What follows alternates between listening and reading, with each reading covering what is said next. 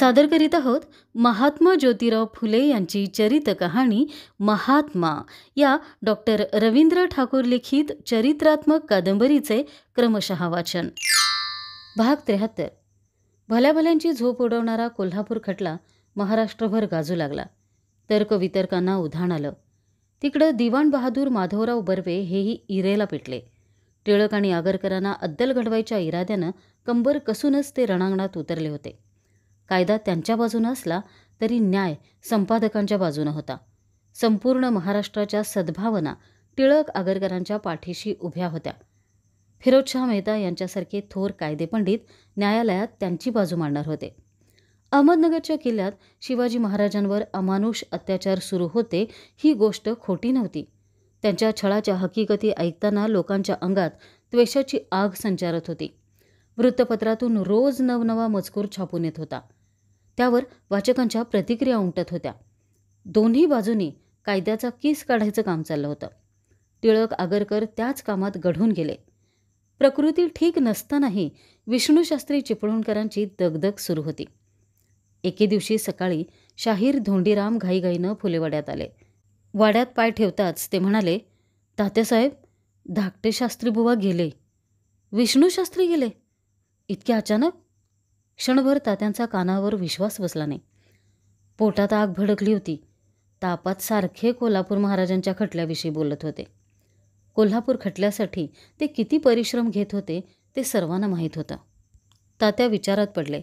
लहान वयात कामाचा केवढा प्रचंड व्याप त्या माणसानं उभा केला होता.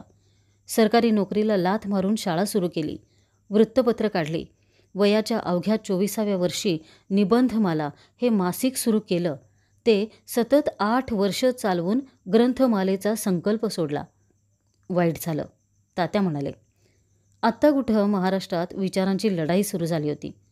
त्यांनी केलेलं शिक्षण प्रसाराचं काम महत्त्वाचं आहे, त्याला प्रोत्साहन दिलं पाहिजे. तात्यासाहेब, शास्त्रीबुवांनी विष घेतलं असं लोक म्हणतात. गेल्या माणसाविषयी असं मनात आणू नये शाहीर. लोक म्हणत आहेत म्हणून मी म्हणालो असं नाही तात्यासाहेब. गोष्टी फार पुढे गेल्या आहेत. पोलीस त्यांच्या देहाला हात लावू द्यायला तयार नाहीत. तसं काही नसल्याचा डॉक्टरी दाखला त्यांना पाहिजे आहे. नाहीतर डॉक्टरी तपासणी झाल्याशिवाय पुढील संस्कार होणार नाहीत अशी स्थिती आहे. ती कंडी पसरायचं कारण? कोल्हापूर खटल्याच्या धास्तीनं त्यांनी विष घेतलं असं लोक म्हणतात. तात्यांना फार दुःख झालं. नको ती वेळ ओढवली होती. बाराबंदीचे बंद आवळत तात्या म्हणाले, शाहीर, आपल्याला गेलं पाहिजे. पागोटं काढून ठेवून त्यांनी पायात जोडा सरकवला आणि ते बाहेर पडले. गेल्या 2 महिन्यांपासून विष्णूशास्त्री आजारी होते. डॉक्टर गर्दे यांच्याखेरीज विश्रामरामजी हेही त्यांना औषधोपचार करीत. त्यांच्याकडूनच तात्यांना विष्णूशास्त्र्यांच्या आजारपणाचं वृत्त कळलं होतं. विष्णूशास्त्र्यांना कोल्हापूर खटल्याची काळजी होतीच, परंतु आजारपणाला कारण घडलं ते वेगळंच. तसं म्हटलं तर अगदीच किरकोळ. बऱ्याच दिवसानंतर त्यांनी घरातील मंडळींचा फोटोग्राफ काढून घ्यायचं ठरवलं होतं. त्यानुसार एके दिवशी लष्करातल्या एका पोर्तुगीज फोटोग्राफरला बोलवून आणून बायकांचा फोटोग्राफ काढण्यात आला. सर्व पुरुष मंडळींचाही एक वेगळा फोटोग्राफ काढायचा होता. दुसऱ्या दिवशी सर्वजण गाडीत बसून लष्करातील फोटोग्राफरच्या घरी गेले.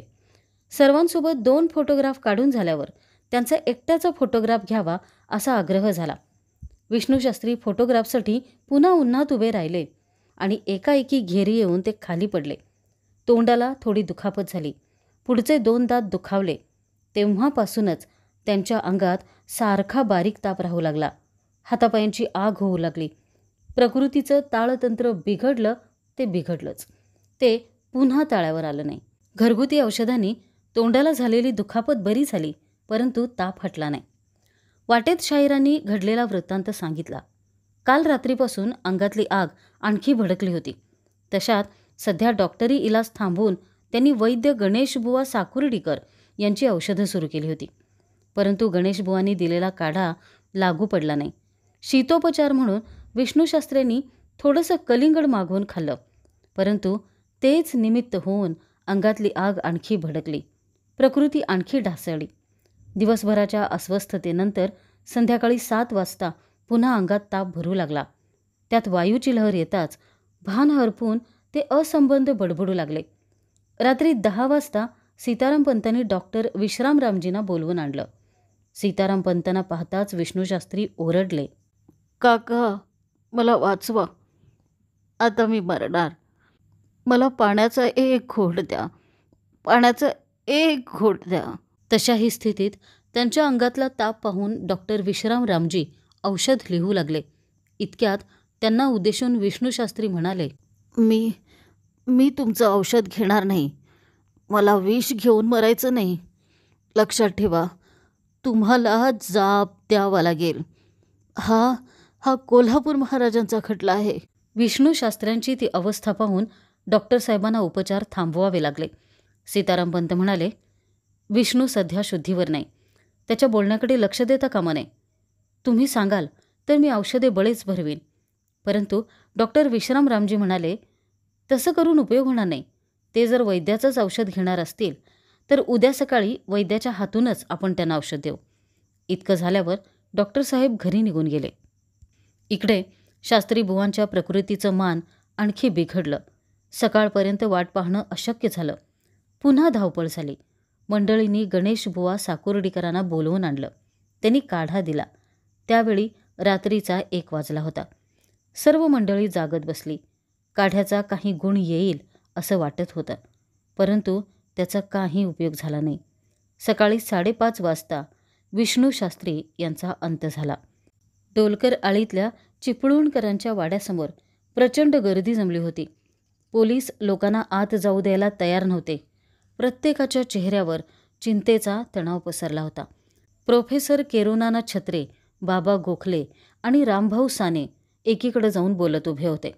तात्यांना पाहताच त्यांना सामोरे येऊन केरोनाना म्हणाले, तात्यासाहेब, आपण आलात ते बरं झालं. आम्ही तिकडंच यायला निघालो होतो. एक महत्त्वाचं काम आहे. तात्यांना एकीकडे नेऊन त्यांनी सर्व हकीकत सांगितली. डॉक्टरी दाखल्यासाठी सुरू असलेले त्यांचे प्रयत्न विफल ठरले होते. डॉक्टर विश्रामरामजी यांच्याकडे गेलं पाहिजे, केरोनाना म्हणाले. चला, तात्या म्हणाले. केरोनानांना सोबत घेऊन तात्या त्याच पावली डॉक्टर साहेबांच्या घरी गेले. तात्यांची विनंती डॉक्टर साहेब अव्हेरू शकले नाहीत. त्यांना सोबत घेऊनच तात्या वाड्याबाहेर पडले. पाहिजे होता तसा दाखला मिळताच पोलीस पहारा उठला. अंत्ययात्रेची तयारी सुरू झाली. परंतु या सर्व घोटाळ्यामुळे पार्थिव देह वाड्यातून बाहेर पडायला सुमारे 11 वाजले. अंत्ययात्रा नदीकाठी ओंकारेश्वरावर पोहोचली. अग्निसंस्कारापूर्वी पुण्यात नव्यानं रूढ झालेल्या प्रथेनुसार शोकसभा सुरू झाली. विष्णूशास्त्री यांचे शिष्य रामभाऊ साने भाषण करू लागले. आणखी अनेक जणांना बोलायची इच्छा होती, परंतु केरोनाना अस्वस्थ होते. त्यांना अजूनही सारखी पोलिसी हस्तक्षेपाची भीती वाटत होती. संशय निवृत्तीचा दाखला दिल्यावर पोलिसांनी फार खळखळ केली नव्हती खरी, परंतु त्यांचा संशय पूर्ण निवळला नव्हता. केरोनानांना सारखे गोऱ्या पोलीस अधिकाऱ्याचे संशयी डोळे समोर दिसत होते. त्यांना अधिक धीर धरवला नाही. रामभाऊंचं भाषण संपताच आणखी कोणी बोलायला उठणार इतक्यात केरोनाना म्हणाले, तुम्ही उगाच भाषणात अधिक वेळ घालवाल आणि मध्येच पोलिसांनी पुन्हा कटकट उपस्थित केली म्हणजे मग पस्तावाल. झालं तेवढं भाषण पुरे आहे. एकदाचा आधी दहनविधी उरकून घ्या. नानांचं म्हणणं सर्वांना मान्य झालं. दहनविधीला आणखी उशीर करायला खरोखरच धोका होता. रामभाऊंच्या छोट्याशा भाषणावर समाधान मानून दहनविधी उरकावा लागला. विष्णूशास्त्र्यांचे चुलत भाऊ विनायकरावांनी चितेला अग्नी दिला. लाल पिवळ्या ज्वाळा आकाशात झेपावू लागल्या. पोलिसी हस्तक्षेपाची भीती आता संपली होती. केरोनानांनी समाधानाचा सुस्कारा टाकला. विष्णूशास्त्र्यांच्या निधनानं हळहळणारे लोक घराकडं परतू लागले. सर्वांसोबत तात्याही घराकडे निघाले. त्यांना आज थोरल्या शास्त्रीबुवापर्यंतचा ऋणानुबंध आठवला. प्रोफेसर कृष्णशास्त्री चिपळूणकर महार मांग मुलांच्या शाळेसाठी दरमहा 4 आणे वर्गणी देत. वेळोवेळी होणाऱ्या सभांना आणि बैठकींनाही ते न चुकता हजर असत. त्यांच्याकडून होईल ती मदत करीत. त्यानंतर संबंध दुरावले असले तरी ऋणानुबंधाचा हा धागा विसरता येण्यासारखा नव्हता. थोरले शास्त्रीबुवा, सार्वजनिक काका यांची जुनी पिढी आता अस्तंगत होत चालली होती. कालगतीनुसार घडणाऱ्या गोष्टी स्वीकाराव्या लागणार होत्या, परंतु ही गोष्ट मनाला पटत नव्हती. अवघ्या 32व्या वर्षी एक कर्तृत्व संपन्न जीवन प्रवास संपला होता. लहान वयात विष्णूशास्त्री चिपळूणकरांनी फार मोठा व्याप मांडला होता. त्याग, अथक उद्योग, चिकाटी आणि कामावरील निष्ठा यातून ते सारं उभं राहिलं होतं. अशी निष्ठा आणि अथक कष्ट करण्याची वृत्ती या गोष्टी तशा दुर्मिळच. आज विष्णूशास्त्र्यांनी केलेली टीका तात्या विसरले होते. त्यांच्या व्यक्तिमत्वातील चांगले गुण तेवढे त्यांना आठवत होते. त्यांनी सुरू केलेलं शिक्षण कार्य तात्यांना अधिक मोलाचं वाटत होतं. एक शिक्षणप्रेमी माणूस, विद्या आणि कलांचा रसिक चाहता आज महाराष्ट्राला सोडून गेला होता. पापण्यात अश्रुबिंदू साकळले. तात्यांनी खांद्यावरचं उपरणं डोळ्यांना लावलं आणि गावात प्रवेश केला. भाग 74. पती निधनाबरोबर स्त्रीला केशवपन करायला लावून तिला घरकोंबडी बनवता, मग त्याच न्यायाने पती मेल्यावर आपल्या दाढीमिशा भादरून तुम्ही अरण्यात का नाही राहत? पुरुषांनी अनेक बायका करणे शास्त्राला चालते, मग स्त्रियांना अनेक पतींना करण्याची मोकळीक का नसावी? बुवाबाजीमध्येही स्त्रियांना नादी लावणारे पुरुषच असतात. अमुक बाईने गोसाव्याच्या वेशाने पुरुष पळवून नेला असे कधी आढळते का? वेश्या या सुद्धा पुरुषांनी फशी पाडलेल्याच स्त्रिया असतात ना. ठिणगी फुटावी तसा तो प्रत्येक शब्द काळजाला भेदून जात होता. ताराबाईंनी मनातली सारी जळजळ त्या कागदावर ओतली होती. शब्द दिल्याप्रमाणे ताराबाईंनी मनातले विचार लिहून काढले होते. ते सारं लेखन वाचताना जणू ताराबाई समोर उभ्या आहेत आणि स्त्री पुरुष तुलना या विषयावर व्याख्यान देत आहेत असाच भास तात्यांना होत होता. स्वतःला वगळून स्त्रियांना वेगळा न्याय लावणाऱ्या पुरुषांची आणि त्यांच्या पुरुष धार्जिण्या देवादिकांची त्यांनी खडसून हजेरी घेतली होती. राहीच्या रूपानं जाऊन चंद्रावळीच्या पातिव्रत्याचा भंग करणाऱ्या कृष्णाचा दाखला देऊन त्यांनी म्हटलं होतं, अरे तुमचे देव देखील दगाबाज, मग तुम्ही असालच असाल यात नवल काय? पतीसाठी सीतेचं मन वळवणारी मंदोदरीही त्यांच्या तडाख्यातून सुटली नव्हती. ताराबाईंनी लिहिलं होतं, बायकोने आपले काम केले म्हणून नवरा खुश, पातिव्रत्याचा नेम राखला म्हणून बायको खुश. तिसरीच बिचारी फाशात पडली. दोघांच्या बापाचे काय गाठोडे गेले बरे? वाह रे वाह देव, आणि धन्य त्या पतिव्रता. स्त्रीची जात्याच दुष्ट, कामुक अशी विपरीत प्रतिमा उभी करणाऱ्या रामजी गणोजीसारख्या शृंगारिक लेखकावरही त्यांनी तशीच टीकेची धार धरली होती. वाचणाऱ्याला लाज वाटावी अशा बिभत्स गोष्टी त्याने स्त्री चरित्रात लिहून ठेवल्या होत्या. बायकांना कवडी मोल समजणाऱ्या पोशाखी सुशिक्षितांचीही त्यांनी तेवढ्याच कडक शब्दात हजेरी घेतली होती आणि स्त्रियांच्या सुधारणेसाठी कायदे करणाऱ्या सरकारला तोंड भरून दुवा दिलेला होता.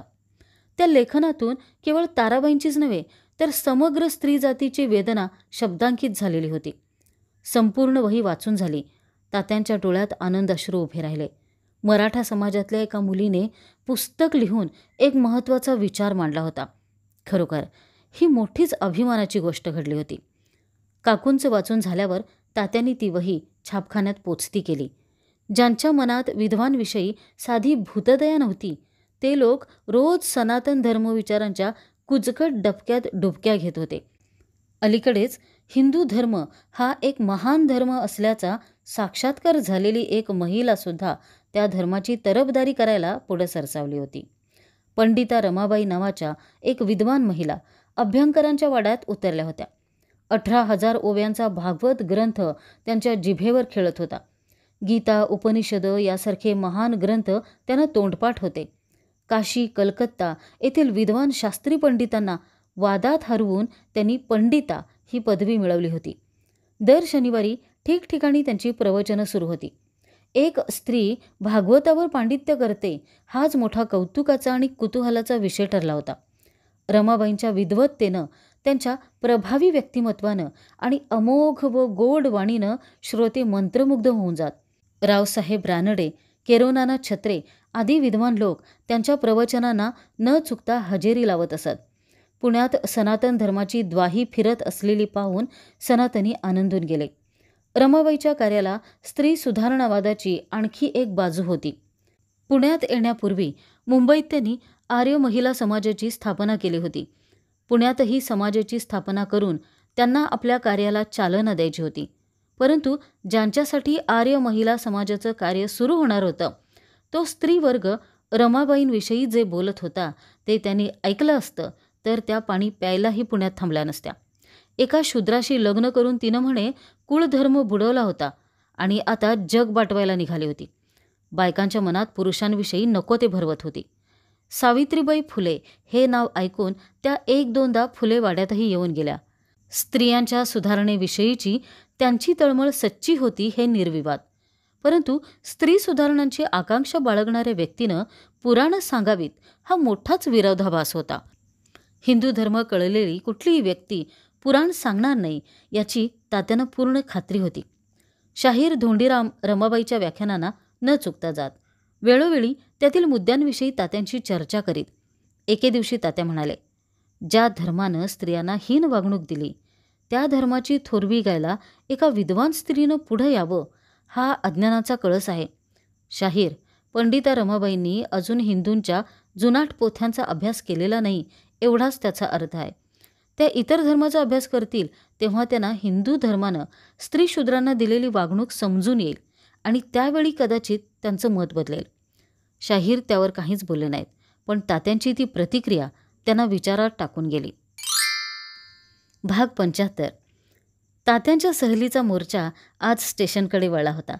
आज मुलांना आगगाडी कशी तयार होते, ती रुळांवरून कशी धावते, वाफेच्या यंत्राचा शोध कोणी आणि कसा लावला इत्यादी बरीच माहिती मिळाली. वाटेत येताना दावीद ससूंचं मोठं इस्पितळही पाहायला मिळालं. तेथील मळसूत्री जिन्यांवरून वर गेल्यावर तऱ्हेतऱ्हेचे देखावे पाहायला मिळाले. बोरघाट फोडून मुंबईची आगीन गाडी पुण्यात आली त्याला आता कितीतरी दिवस उलटले, पण तिचे कौतुक अजून ओसरले नव्हते. आगगाडी आली तेव्हाची गोष्ट. धुसफूस करीत लोखंडी सडकेवरून धावणारं ते डोंगरा एवढं धूळ पाहून लोक घाबरूनच गेले. अनेकांना कोळसा पाणी खाऊन धूर ओकणारा तो कोणी राक्षसच वाटला. त्या राक्षसाला त्यांनी धुम्रासूर हेच नाव देऊन टाकलं. त्यानं शांत व्हावं म्हणून नारळ फोडले, गोमूत्र शिंपडलं, पण तो शांत झाला नाही. कोणी त्याला चाक्या म्हसोबा म्हणून हात जोडून नमस्कार केला, पण त्यांचंही त्यानं ऐकलं नाही. हळूहळू ते एक यंत्र आहे यावर लोकांचा विश्वास बसू लागला. पण ते यंत्र असलं तरी ते ओढल्याशिवाय चालतं कसं हेच कळेना. बरं, एवढं धावूनही ते कधी थकत नसे की झोपतही नसे. कुठलीही गोष्ट टाळक्यात शिरेना. शेवटी डोक्याला ताप देणाऱ्या अशा गोष्टीत फार लक्ष न घालता लोक हळूहळू आगीन गाडीजवळ जायचं धाडस करू लागले. सकाळ संध्याकाळ अनेक तमासगीर सहज म्हणून आगगाडी पाहायला जात. गटार यंत्रावर बसणारे रिकामटेकडे लोक आता स्टेशनवर जाऊन बसत. येणारी जाणारी आगगाडी पाहणं हा त्यांचा उद्योगच होऊन बसला. काही लोक उगीच आपलं खडकीपर्यंत जाऊन आगगाडीत बसल्यावर कसं वाटतं ते पाहत आणि पोटातलं पाणीही हलत नाही हा चमत्कार पाहून आश्चर्यानं थक्क होत. हळूहळू पुण्यातल्या लोकांना वाचा फुटली. ते म्हणाले, अहो, यात नवीन काहीच नाही. आपल्याकडेही असले अग्निरथ होते असे पुराणांतरी वर्णन आहे. आमची पुराणं वाचूनच त्यांनी आगगाडी तयार केली आहे. तिचं कसलं कौतुक करता? कौतुकं करायची असतील तर ती पुराणं रचणाऱ्या आमच्या ग्रंथकारांची करा. तात्यांची सहल घरी आली तेव्हा नेहमीप्रमाणे संध्याकाळ झाली होती. सीतारामनं अंगणात वडाखाली बिछायत घातली. थोडी विश्रांती घेऊन तात्यांनी मुलांना अभ्यासाला बसवलं. अंधार पडेपर्यंत अभ्यास चालला. तात्यासाहेब, शेटजींकडचा निरोप आहे, तुम्हाला लवकर बोलावलाय. सीताराम तात्यांसमोर येऊन म्हणाला. तात्या गडबडलेच. कोणत्याही क्षणी हा निरोप येईल अशी शंका त्यांना होतीच. तात्या उठले. लगेच निघायला पाहिजे होतं. त्यांनी आज जाऊन काकूंना सांगितलं आणि ते भवानी पेठेतल्या उरवणी शेटजींच्या घराकडे निघाले. काकूही त्याच पावली वाड्याबाहेर पडल्या आणि तात्यांच्या मागोमाग चालू लागल्या. गेल्या काही दिवसापासून रामशेठ आजारी होते. तात्या पेठेत आले. लोक घाईघाईनं शेटजींच्या वाड्याकडे जाताना दिसू लागले. तात्या काय समजायचं ते समजले. पाय जड झाले. मन रडू लागलं. पाणवल्या डोळ्यांपुढं अनेक घटना दिसू लागल्या. बापू शेटजींचा मुलगा राम हा त्यांचा बालपणापासूनचा मित्र. घरच्या श्रीमंतीमुळे लाडावलेला, काहीसा हूडपणाकडे झुकलेला राम ज्योती गोविंदराव फुले या मित्राच्या संगतीत आल्यावर बराच निवळला होता. त्यामुळं बापू शेठ ज्योतीवर फार माया करीत. मिचेल साहेबांच्या शाळेतले ते दिवस तात्यांना आठवले. त्या वयात मिचेल साहेबांनंतर ज्योती फुले हा रामचा दुसरा शिक्षक होता. राम अधिक वेळ ज्योतीच्या संगतीतच असे. पुढं शाळा सुटली, पण शिकवण्याचा उपक्रम सुटला नाही. पुढं रामचा रामशेठ झाला आणि ज्योतीही ज्योतिराव झाला, तरीही ही शिकवणी बंद पडली नाही. समाज क्रांतिकारकांची चरित्र त्यांना विशेष आवडत. ती पुस्तकं तात्यांनाच उपलब्ध करून द्यावी लागत. वासुदेव बाबाजी नवरंगे, रामशेठ उरवणे यांच्या संगतीतच तात्यांनी टॉमस पेनची पारायणं केली होती. त्याचा शब्द न शब्द काळजात साठवला होता. तात्यांची ही शिकवणी वाया गेली नाही. वेळोवेळी त्यांनी रामशेठजी या माणसातली माणुसकी अनुभवली. भिड्यांच्या वाड्यात शाळा सुरू केली तेव्हा त्यांनी केलेली मदत, व्हिक्टोरिया बालाश्रम सुरू करताना त्यांनी दिलेल्या उदार देणग्या, समाजाचे खजिनदार म्हणून त्यांनी केलेलं कार्य, या साऱ्या गोष्टी अगदी कालच घडल्याप्रमाणे ताज्या होत्या. समाजाच्या उपक्रमांना मदत करणारा असा दानशूर मित्र पुन्हा लाभणार नव्हता. कोल्हापूर खटल्याच्या वेळी त्यांनी केलेली मदत फार मोलाची ठरली. त्या दिवशी मध्यरात्रीनंतर मुंबईतून तार आली होती. तेवढ्या रात्री प्रकृतीची चिंता न करता रामशेठ पेढीवर आले होते आणि दिवस उजाडण्याच्या आत त्यांनी रोख 10,000 सुरती रुपये मुंबईला पोचवायची व्यवस्था केली होती. आजारपणातही ते सारखी खटल्याची चौकशी करत होते. वाड्यात सुरू असलेला आक्रोश बाहेर ऐकू येत होता. सत्यशोधकांचे जथ्थे भवानी पेठेकडे लोटत होते. तात्यांनी जड मनानं वाड्यात पाय ठेवला. लोक अंत्यदर्शनाला येऊ लागले. प्रोफेसर केरोनाना छत्रे, हरिरावजी, भोलागीर महाराज, ज्ञानगिरी बाबा, लिंगू वकील, डॉक्टर विश्रामरामजी आणि टिळक आगरकरांची बरीचशी मित्रमंडळी येऊन गेली. ती रात्र तशीच गेली. सकाळी अंत्ययात्रा निघाली. जिवलग सत्यशोधकाला शेवटचा निरोप देऊन तात्या घराकडं परतले. अगदीच रितरित वाटत होतं. आधार कोसळल्यासारखं झालं होतं. तात्या बैठकीत आले आणि त्यांनी इतका वेळ कोंडून ठेवलेल्या भावनांना मुक्त वाट करून दिली. भाग 76. सकाळी फुलेवाड्यात एका महत्त्वाच्या विषयावर चर्चा सुरू होती. उपस्थित मंडळी तात्यांचं म्हणणं समजावून घेत होती. आपली भूमिका स्पष्ट करताना तात्या म्हणाले, आमच्या देशाला कारकुनी शिकवणारं शिक्षण नको आहे. माणसाची नैतिकता घडवणारं आणि व्यवहाराची जोड देणारं शिक्षण आम्हाला हवं आहे. प्रत्येक माणसाच्या मनात सामाजिक भावना निर्माण झाल्याखेरीज देशाचा उद्धार होणार नाही. ही भावना निर्माण करणारं शिक्षण आम्हाला पाहिजे. आज शेतकऱ्यांच्या घामाचा पैसा फक्त ब्राह्मणांच्या शिक्षणावर उधळला जातो आहे. या गोष्टीचे परिणाम फार भयंकर होणार आहेत.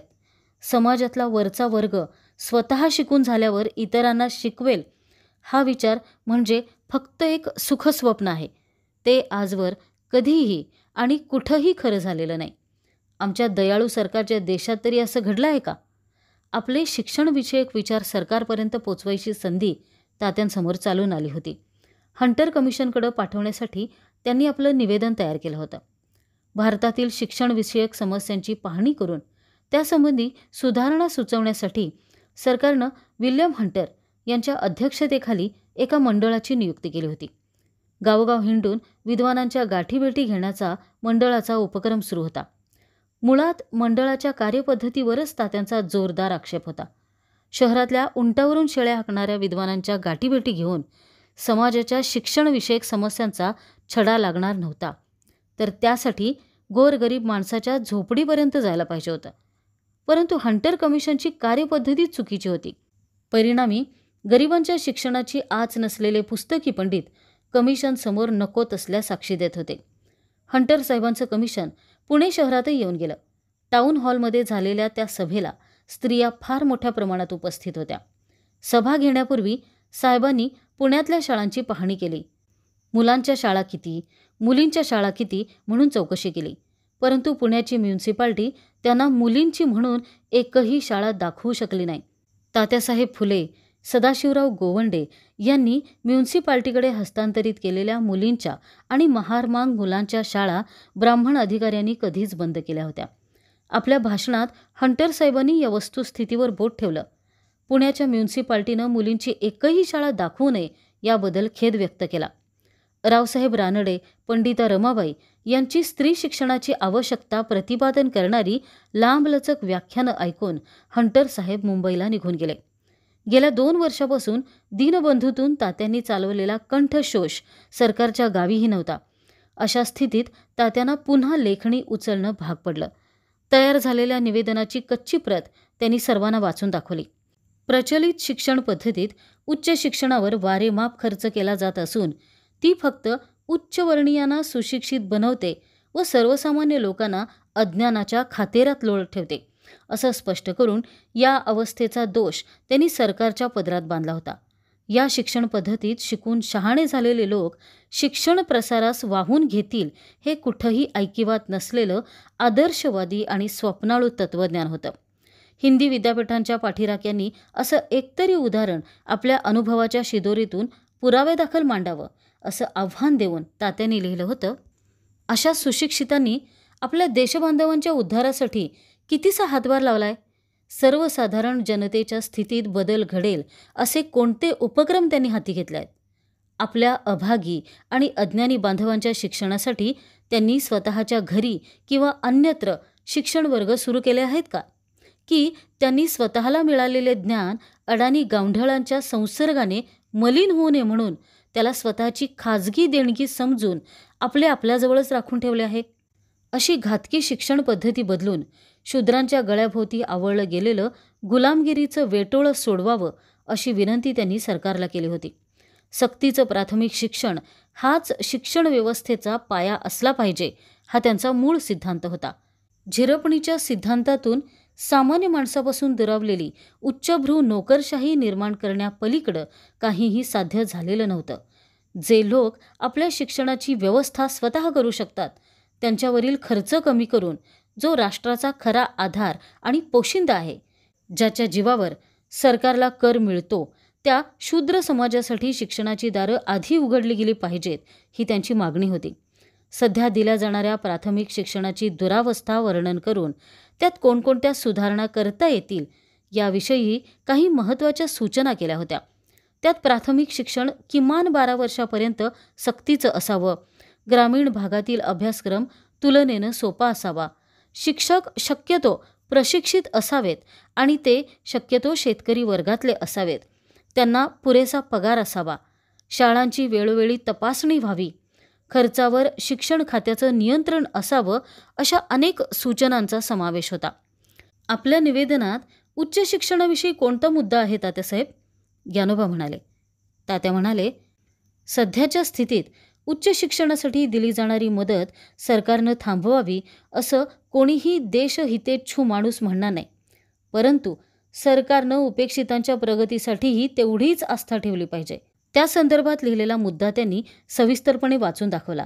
त्यात वरिष्ठ वर्गाच्या शिक्षणावर होणारा खर्च कमी करत न्यावा, शिक्षणाचं खाजगीकरण टाळावं, ज्या वर्गात अद्याप शिक्षण पोचलं नाही त्यांना शिष्यवृत्त्या द्याव्यात, स्त्री शिक्षणासाठी खास प्रयत्न केले जावेत इत्यादी गोष्टींचा समावेश होता.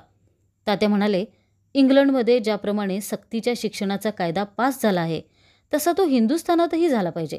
मॅकॉले साहेबांचा तो जुनाट सिद्धांत इथं उपयोगी पडत नाही. निवेदन वाचून झालं. उपस्थित झालेल्या काही शंकांना तात्या उत्तरे देत होते. तेवढ्यात शाहीर धोंडीराम यांनी बैठकीत प्रवेश केला. ते कोणावर तरी रागावले आहेत हे स्पष्ट दिसत होतं. आल्या आल्या ते म्हणाले, तात्यासाहेब, मी काशीला जाऊ म्हणतो. सर्व मंडळी अचंब्यात पडली. शाहिराने अचानक हे काशीला जायचं कुठून काढलं होतं कळेना. काशीला काय काम घडलं शाहीर?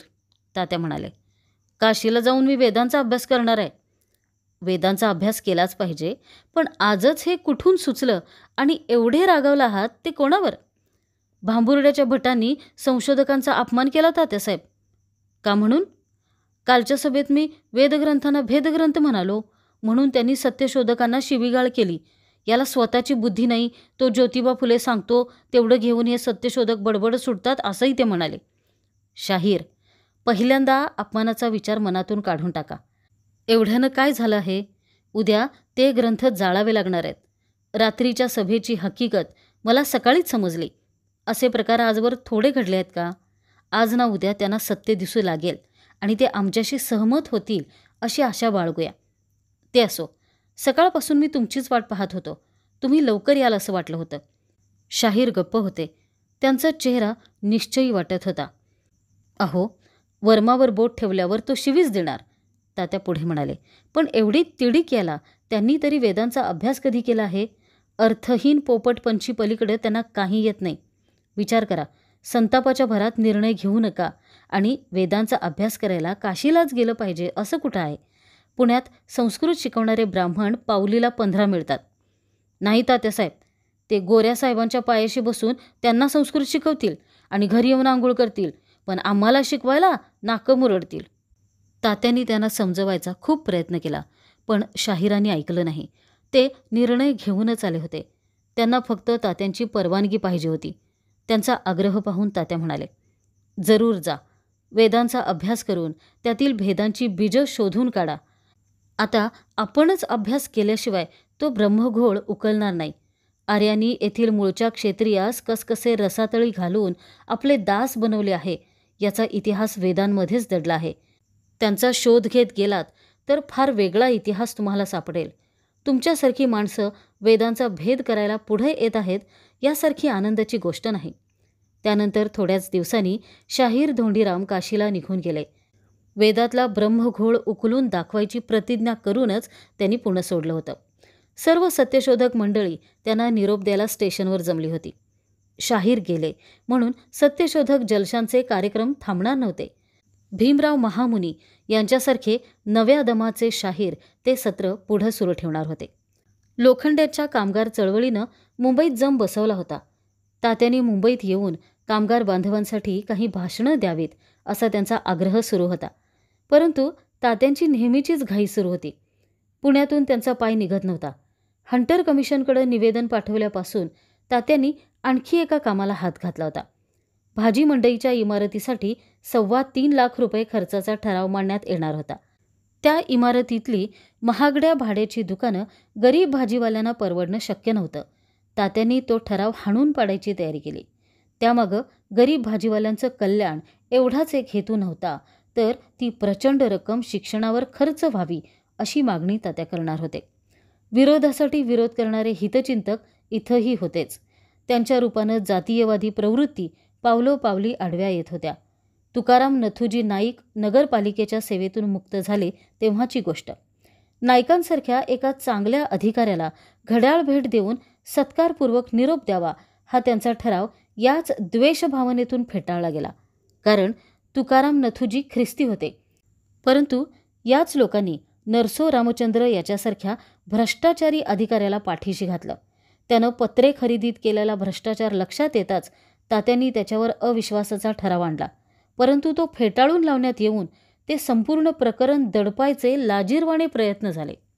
सादर करण्यात आलेला पुरावा पुरेसा नाही ही सबब पुढं करताना मात्र धर्म आडवा आला नाही. मंडईच्या इमारतीचा ठराव येताच तात्या त्यावर तुटून पडले. ठरावाला निकराचा विरोध करून तो सर्व पैसा गरिबांच्या शिक्षणावर खर्च व्हावा अशी मागणी त्यांनी केली. ठराव सरकारी अधिकाऱ्यांकडून आला हे भट सभासदांच्या पथ्यावर पडलं. ते सहजच सरकारी पक्षाला जाऊन मिळाले. तात्यांचा हाही ठराव फेटाळला गेला. कावेबाज ब्राह्मणी राजकारणाचं हे आणखी एक हिडीस प्रत्यंतर होतं. परंतु कुठल्याही बामणी काव्याला भीक न घालता लवकरच आणखी एक महत्त्वाचा ठराव मांडायचं त्यांनी ठरवलं. उन्हातान्हात घोटभर पाण्यासाठी वणवण करणारे महारमांग लोक त्यांना दिसत होते. शहरातले सर्व पाणवठे अतिशूद्रांसाठी खुले झाले पाहिजेत असा ठराव ते आणणार होते.